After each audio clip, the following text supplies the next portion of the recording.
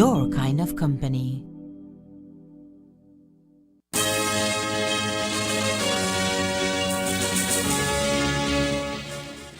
Tonight on Ctv3 News, preliminary results of secondary autopsy being conducted in the U.S. on the bodies of the three female tourists found dead at a resort in San Pedro suggest carbon monoxide poisoning as potential cause of death. OAS observers praise peaceful and transparent election of Belize's 2025 general elections. And historic political milestone, Tracy Panton sworn in as Belize's first female leader of the opposition. These are some of the stories we have for you tonight in our newscast for Friday, March 14th, 2025.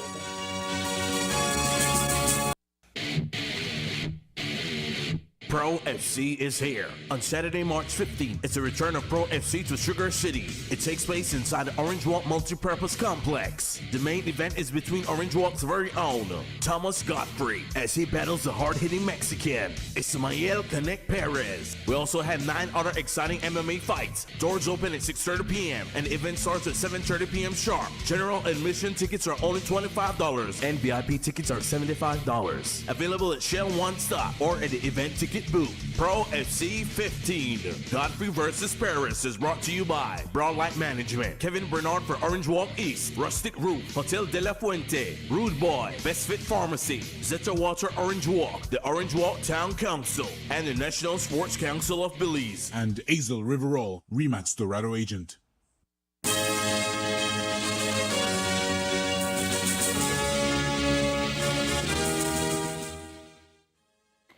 Good evening, with your news also simulcast on Fiesta FM 106.7. I am Joanna Rodriguez. As we told you before, the Royal Caal Beach Resort unexpectedly shut its doors just days ago, leaving guests scrambling for answers. In an email sent to patrons, the resort's management announced the closure, promising full refunds for all booked accommodations. A message to a traveler dated March 7th read, "We have just been informed by our manager that Royal Caal has been ordered to close temporarily." The email continued, "This was completely unexpected. Please know this is the last thing we wanted." While the exact reasons behind the sudden closure have not been disclosed, the investigation into the tragic deaths of 3 American women found in one of the resort's rooms has raised urgent concerns. On February 22nd, Qatar Naquad, 23, Iman Malah, 24, and Wafe El Arar, 26, were discovered unresponsive in their accommodations. Initial examinations hinted at possible drug overdose, citing froth from their mouths and the presence of alcohol and unregulated gummies within the room. However, these findings have been met with skepticism from the families of the deceased. A source close to them informed Mail Online that preliminary results of a secondary autopsy being conducted in the United States suggests carbon monoxide poisoning as a potential cause of death. Despite this, Belizean authorities initially dismissed carbon monoxide poisoning as a possibility. Colin Gillett, fire chief for the Belize National Fire Service, confirmed the completion of 2 tests for carbon monoxide, both returning negative results. Reports from Daily Online have revealed that prior incidents relating to carbon monoxide exposure have occurred at the Royal Caal Resort. Investigators are now reportedly in contact with an additional American tourist who experienced a similar situation. The bodies of the 3 women have been repatriated to the United States, where the Office of the Chief Medical Examiner in Massachusetts is currently conducting a second autopsy. Official results are anticipated to take at least another month, as noted by Daily Online.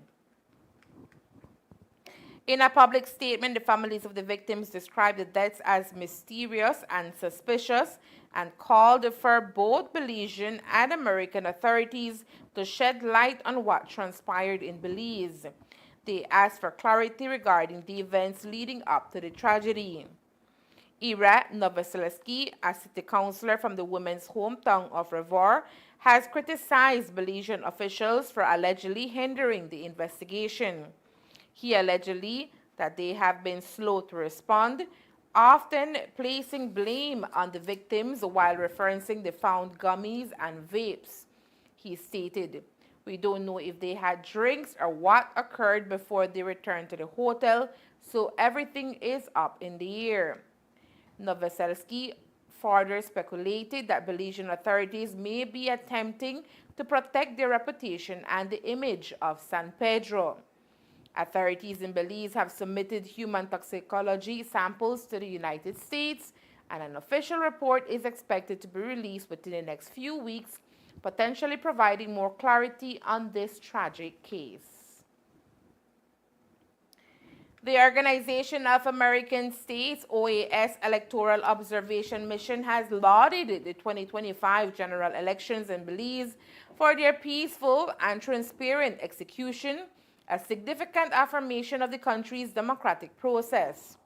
In a statement released by Chief of Mission Mary Carmen Plata, the OAS commended the enthusiasm participation of Belizean voters during the March 12 polls and applauded the electoral authorities for their effective management of the election. The OAS mission, which consisted of 12 experts and observers from 7 countries, monitored elections across 12 of the nation's 29 electoral divisions. Their oversight encompassed the entire electoral process, from the opening of polling stations to the meticulous transfer and counting of ballots, ensuring transparency at every stage.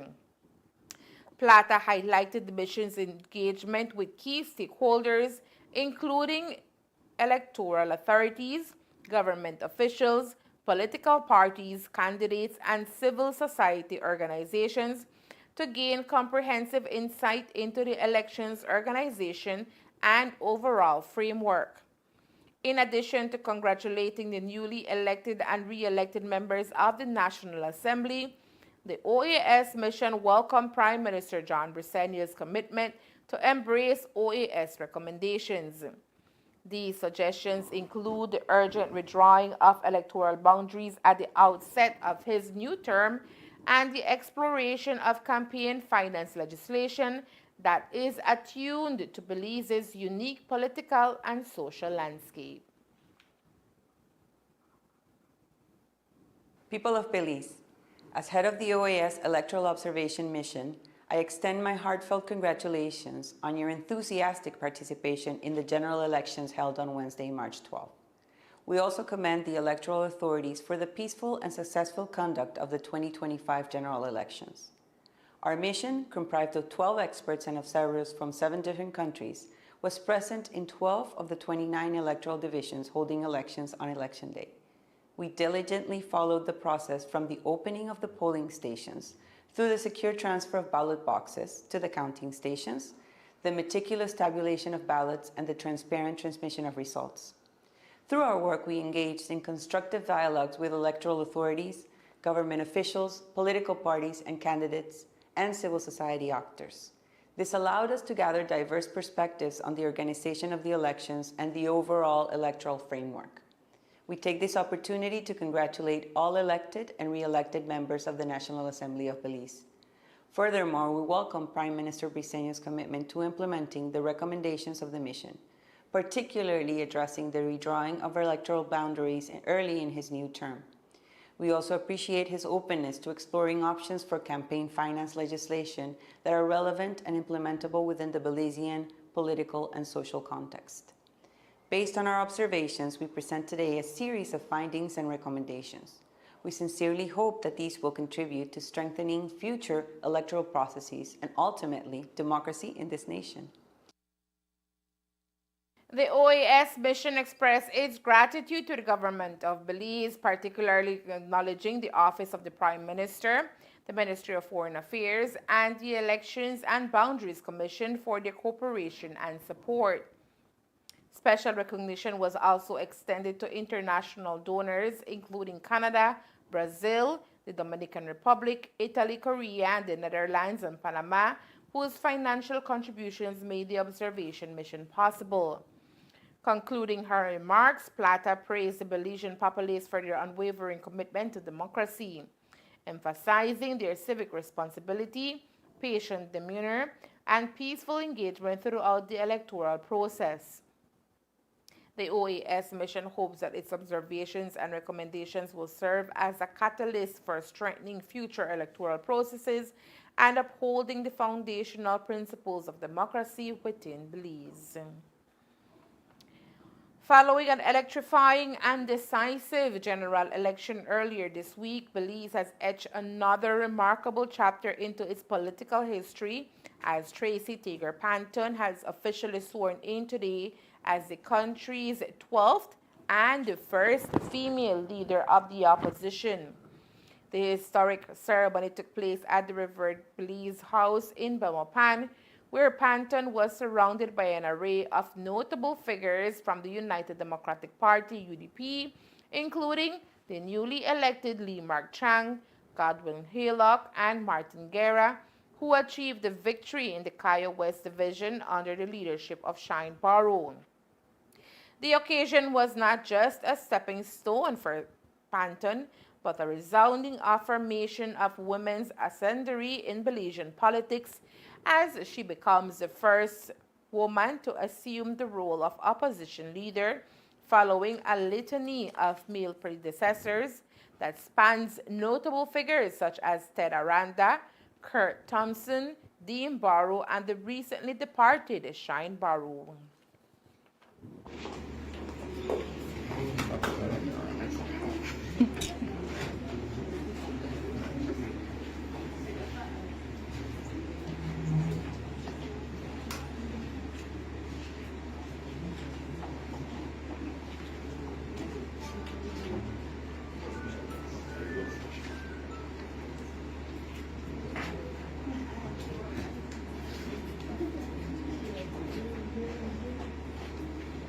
I, Tracy Panton, do swear that I will bear true faith and allegiance to Belize, and will uphold the Constitution and the law, and that I will conscientiously, impartially, and to the best of my ability discharge my duties as the leader of the opposition, and to do right to all manner of people without fear or favor, affection or ill will. So help me God.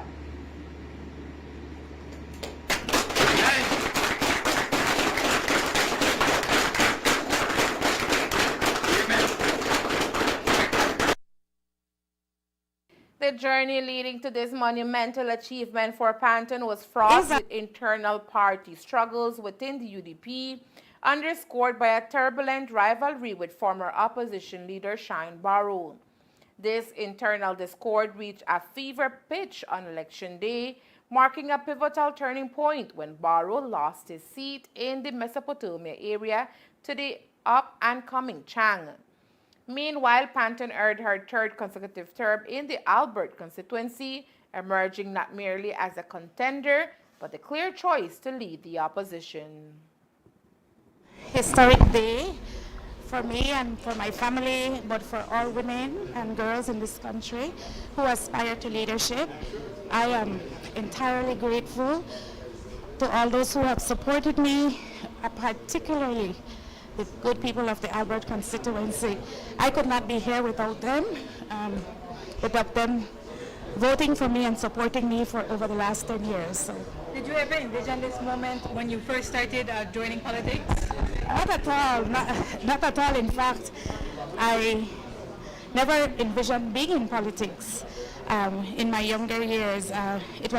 Being here is a natural progression. in terms of my work in public life. And as I said, I'm humbled and I'm deeply grateful for an opportunity to serve at this level of governance. I hope that I will be able to have a positive impact, affect meaningful change in the National Assembly, that we can elevate the dialogue and elevate the debate. Step away from personal attacks and really look at the issues that the people are facing in this country. We are here to serve, and I'm ready to lead.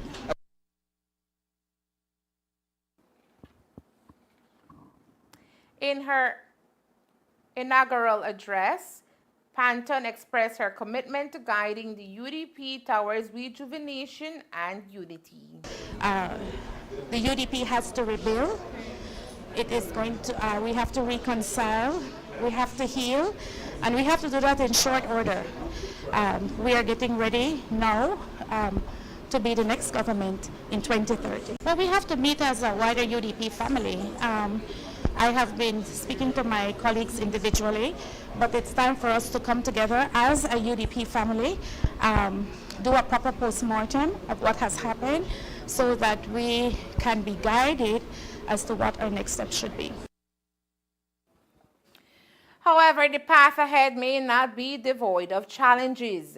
The shadow of Shine Barrow looms large as he publicly declared in a recent social media post that he would not see the title of party leader without contention.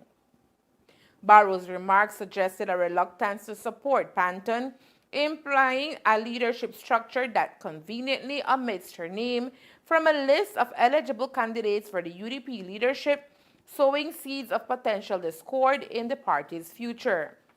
In response to Barrow's comments, Panton maintained her focus on the task at hand, dismissing distractions rooted in what she describes as hurt egos. I know Mr. Barrow maintains that he is the party leader even though he lost. That is a matter for my legal team to address, and they will be addressing it within the next couple of days. But what do you make of his post that he made today, calling himself the party leader still? I did not see that post. I have been busy trying to deal with today to address this very historic moment, let me say it again, for women, for girls in this country, for Belizeans from the north to the south, east to the west. You have a leader of the opposition that is completely committed to preserving and promoting Belize's democracy. I have proven that over the last 2 years. I'm not going anywhere. We're resolute about that. And I think it's a big win for the people of this country. As a new leader of the opposition, Panton says she looks forward to meaningful engagement in the House of Representatives, starting with the budget debate, which is soon approaching. The first order of business is for us to regroup, to sit down together as a wider UDP family. We have to prepare now for the budget debate. That's going to be the first, I think the budget reading and budget debate will be the first order of business for the government, and we have to be prepared to respond to ensure that the needs and concerns of the people are taken into account. Past opposition leaders we note include Ted Aranda, Kurt Thompson, Florencia Marin Sr., Manuel Esquivel, George Price, Dean Barrow, Said Musa, Francis Fonseca, John Briceño, Patrick Faber, and most recently, Shine Barrow. Coming up next, Venezuelan president congratulates Prime Minister John Briceño on his re-election. Stay tuned. El gusano barrenador del Nuevo Mundo representa una amenaza importante para el ganado, las mascotas y los seres humanos. Puede provocar graves pérdidas si no se controla rápidamente.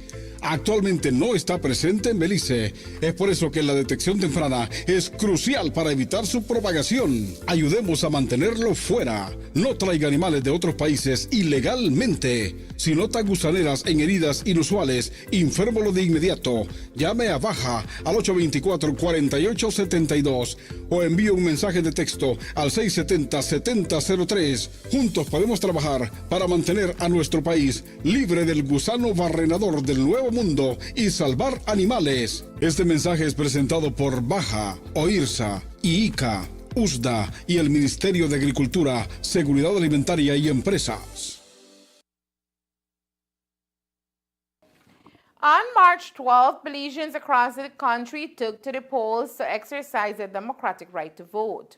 Voter turnout was significant as citizens demonstrated their commitment to democracy despite the palpable tension observed in some areas throughout the day.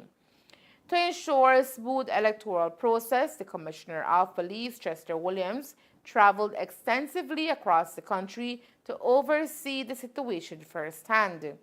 His commitment to maintaining peace and security was apparent as he engaged with citizens, polling officials, and local law enforcement throughout the day.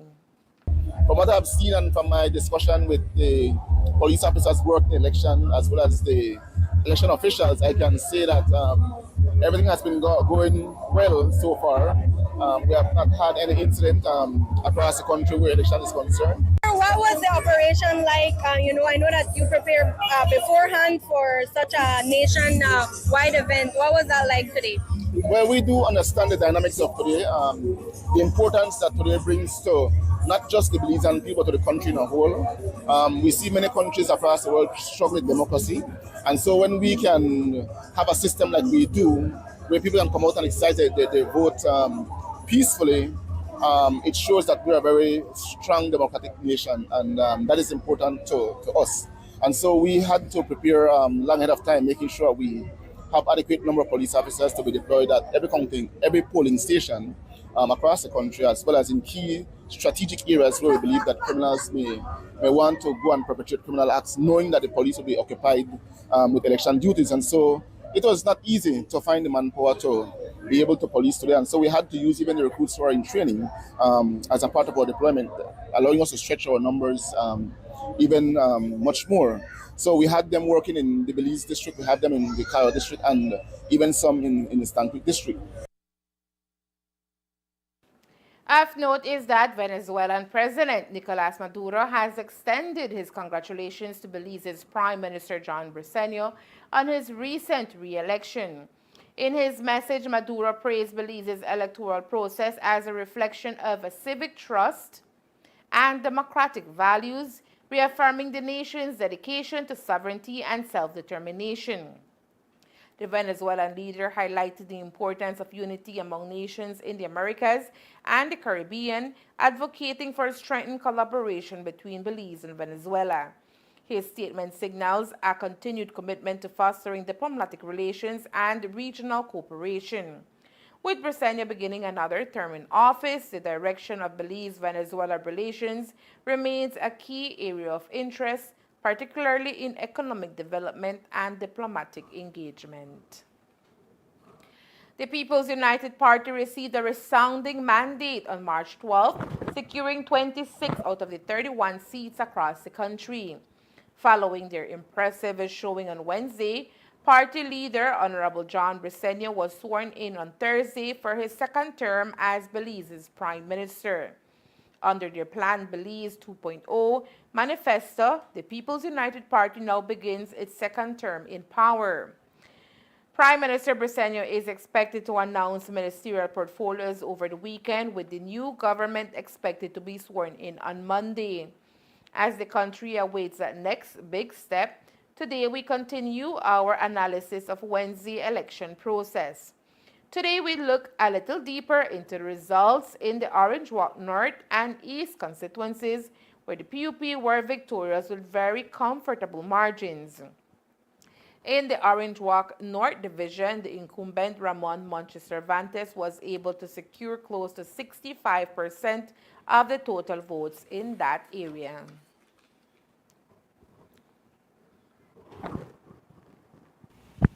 Me siento muy agradecido, gente, Cami. Me siento muy, muy, muy agradecido a la gente, a mis apoyantes y de Orange Rock Norte, de Otrobenque, de Trail Farm, de San José, de San Pablo, de San Juan, de San Antonio, de Santa Cruz, de San Román, de San Luis y de Douglas.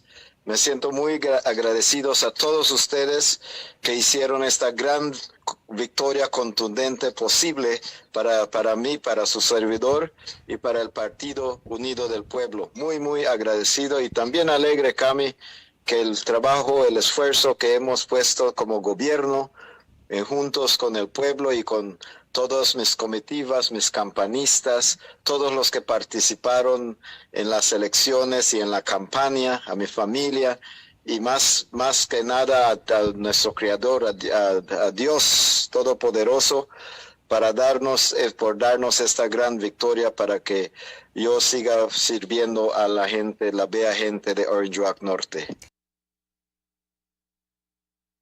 With the work accomplished in the past 5 years, Honorable Cervantes says the margin of victory increased significantly this time around in the North, where he surpassed the number from 2020 by almost 500 votes. Sí, claro. Todas las cajas incrementaron. Por ejemplo, la caja de... Bueno, había una caja, Cami, donde lo perdimos por poquito, por 24 votos, creo, en la caja de Douglas. Ese perdimos por 24, la vez pasada lo ganamos por una cantidad mínima, pero cuando se viene a Otrobenque, incrementamos nuestro margen, ganamos ahí por 323 votos. En Trail Farm ganamos por 972 votos, casi por 1000 votos en Trail Farm. En San José ganamos por 389 votos. Todos estos incrementaron sobre la elección pasada, que son casi 400 votos. En San Román ganamos por 40 votos, que incrementó también de la vez pasada, creo que era como 20 la vez pasada. San Antonio me sorprendió, la calle de San Antonio, por 154 votos, que la vez pasada creo que lo ganamos por 80.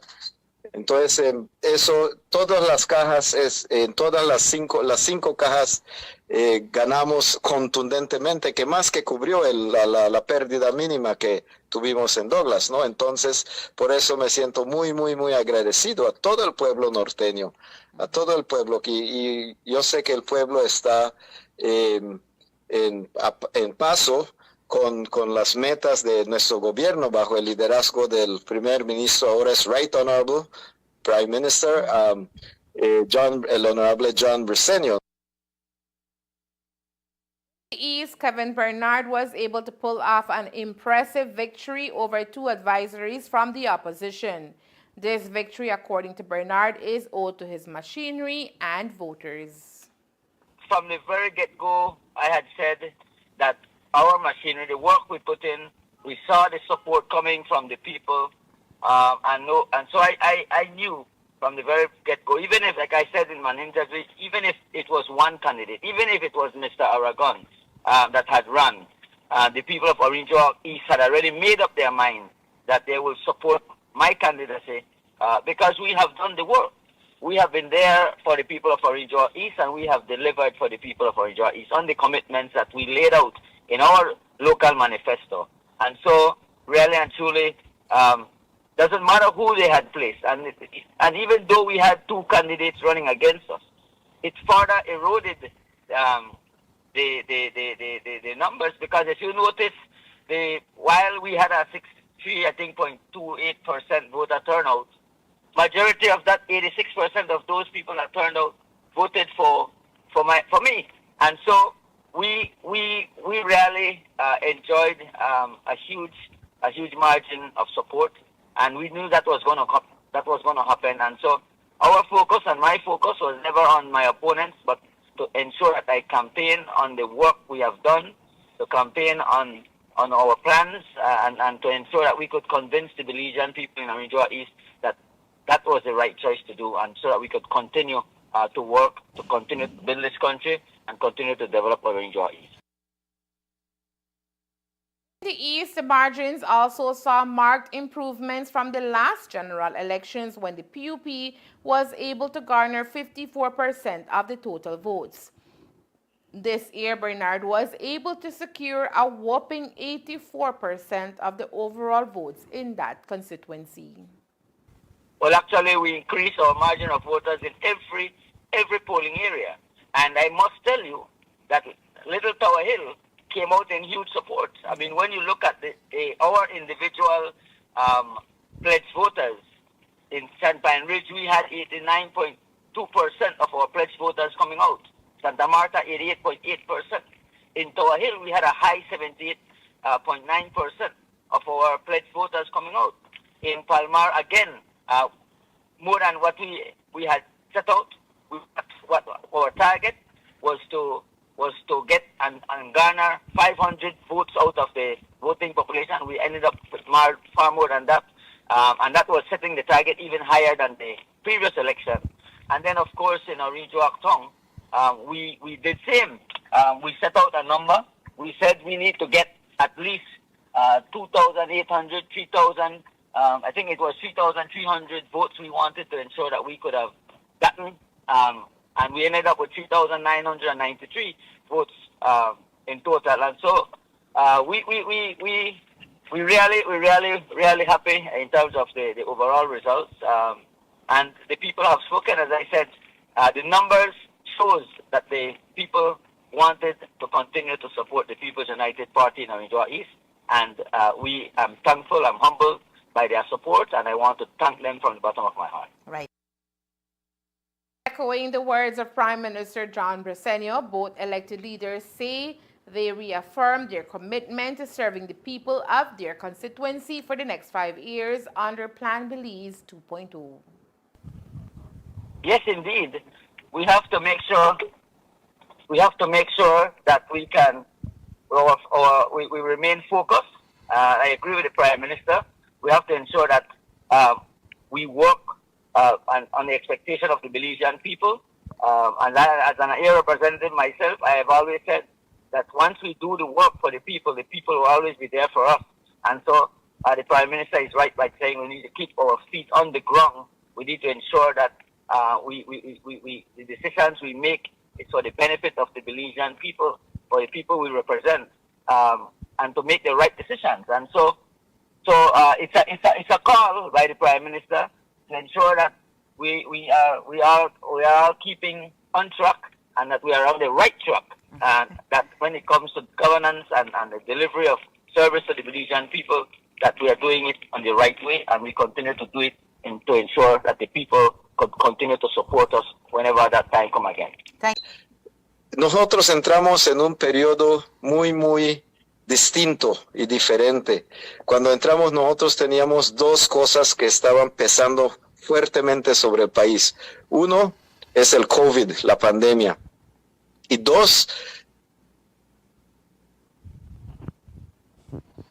destrozó la economía del país, destrozó las instituciones, las fundaciones de las instituciones del país. Entonces era un desafío bastante grande, y en los primeros, digamos, año y medio, 2 años, estaba bastante difícil en entregar, pero gracias a Dios, con las decisiones, las pólizas que se hicieron por el gobierno del honorable John Bresenio, liderado por el honorable John Bresenio, empezaron a dar frutos en los últimos 2 años y medio, 2 años y medio por ahí, ¿no? Entonces eso es lo que la gente vio, que estamos tratando, que estamos trabajando, que estamos haciendo el esfuerzo para hacer recuperar la economía y todo lo que había mal en el país, y lo hemos logrado hasta cierto punto, Cami. Claro, hay mucho más que hacer,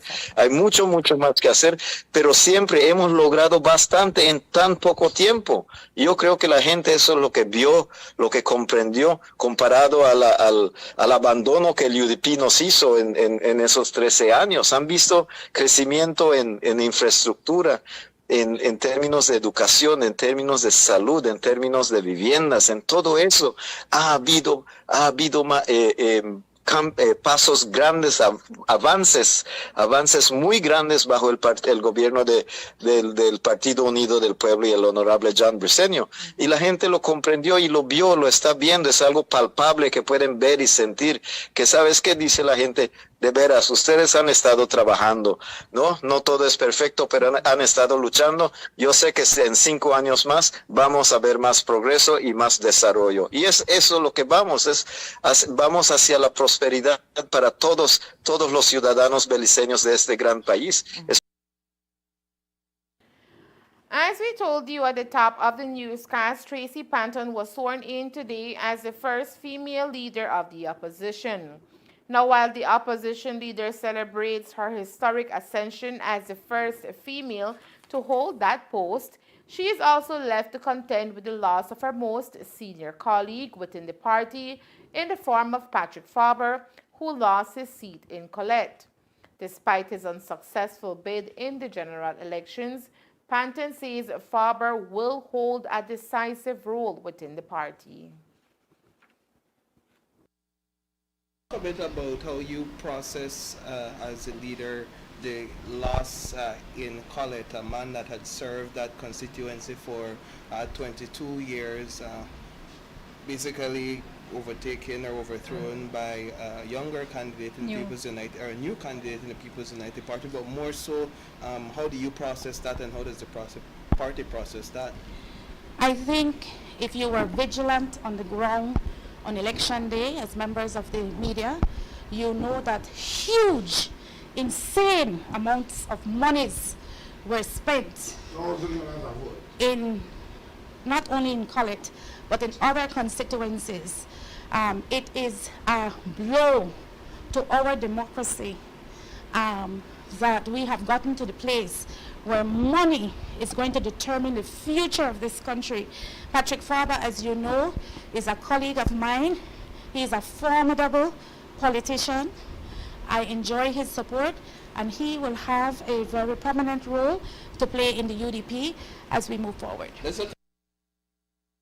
As to the Mesopotamia division, where Panton's candidate Lee Mark Chang managed the great feat of unseating Shine Barrow, Panton said, mission accomplished. And there is more news after the break. Stay tuned.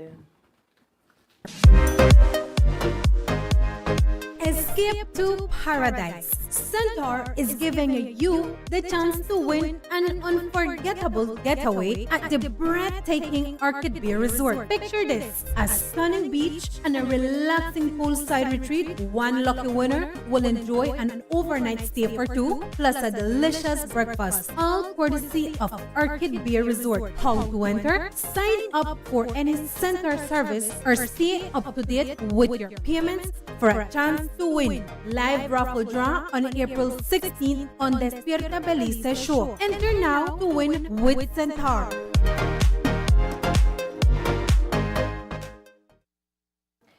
Chief Justice Louise Esther Blendman and the Judicial Education Institute JEI of the senior courts in Belize are pleased to announce the JEI will host a 4-day seminar on sentencing guidelines, judgment writing, and evidence for the judges of the High Court and magistrates. The seminar will take place from the 18th of March to the 21st of March 2025 at the Senior Courts of Belize Court Building, Treasury Lane, Belize City. The significant seminar is part of the JEI's ongoing commitment to strengthening the legal and judicial system in Belize through continuous professional development. The seminar will be chaired by the Honorable Dame Linda Dobbs, DBE, an esteemed jurist with extensive experience in judicial education. Other distinguished facilitators include the Honorable President Alice York-So, Honorable of the Court of Appeal of the Turks and Caicos, His Honorable Judge Roger Chappell, and Honorable Justice Antoinette Moore of the High Court of Belize, who will share their expertise in these areas, affording participants a wide range of knowledge to buttress their judicial responsibilities. This crucial training initiative underscores the GAI's dedication to facilitating the highest standards of judicial service and enhancing the administration of justice in Belize. Belize representatives participate in the 11th Smallholder Horticulture Empowerment Promotion SHREP International Workshop in Ethiopia. A Smallholder Horticulture Empowerment Promotion SHREP Approach International Workshop is currently taking place in Ethiopia with participation from Belizean representatives. Extension Officer Mr. Marvin Blades and Mrs. Catherine Hobb from the Ministry of Agriculture, along with Mrs. Jenny Lee Donis from the University of Belize, are attending the event. This SHEP approach is actively being integrated into the Ministry of Agriculture's programs, with 7 former groups across 6 districts currently involved. At the University of Belize, the approach is also being incorporated into the agribusiness course, ensuring that future agricultural professionals understand the importance of market-driven farming. SHEP encourages farmers to shift their mindset from simply growing and selling to treating farming as a business. Through the SHEP approach, farmers learn to calculate their cost of production and determine their potential profits. They also acquire skills in market research, enabling them to produce crops that meet market demand in terms of quantity and quality. The objective of the workshop is to provide an opportunity for information sharing among participants in order to successfully implement and mainstream the SHEP approach in their countries. The workshop will include presentations from various African countries where SHEP has been implemented, highlighting successes, challenges, and strategies for the future. The event is funded by JICA and the Ethiopian government, demonstrating a continued commitment to empowering smallholder farmers worldwide. And that's the news. We invite you to join us for another newscast on Monday, March 17th here on Ctv3 News and Fiesta FM 106.7. Remember that to read a text version of the news, you can visit our website at ctv3belizenews.com. You can also log on to our Facebook page for current stories at facebook.com/ctv3belizenews or our YouTube channel at Ctv3 News BZ. From all of us here at Ctv3 News, have a safe and blessed weekend. Thank you for watching and listening. Good night.